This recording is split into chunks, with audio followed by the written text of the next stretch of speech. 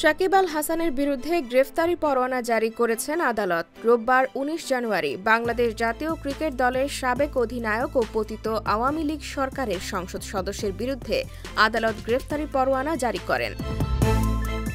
IFIC ব্যাংকের check dishonour মামলায় এই গ্রেফতারি পরোয়ানা জারি করা হয়েছে তার বিরুদ্ধে। এই মামলা শুধু শাকিবের একার বিরুদ্ধে করা হয়নি, তিনি ছাড়াও এই মামলায় আরও ২ জনের বিরুদ্ধে গ্রেফতারি পরোয়ানা জারি করা হয়েছে। আদালত শাকিব সহ ৪ জন, গাজী শাহগীর হোসেন, ইমদাদুল হক ও মালেকা বেগমের বিরুদ্ধে সমন জারি করেন গত ১৮ ডিসেম্বর। এ আদেশ দিয়েছিলেন Dhaka chief metropolitan magistrate CMM আদালতের মেট্রোপলিটন ম্যাজিস্ট্রেট মোহাম্মদ মাহবুবুল হকের আদালত। শাকিব সহ এই ৪ আসামির মামলাটি করা হয় গেল ১৫ ডিসেম্বর।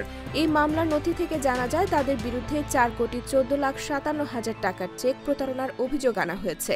অভিযুক্ত ৪ জনকে ১৮ জানুয়ারি শনিবার আদালতে হাজির হতে বলা হয়।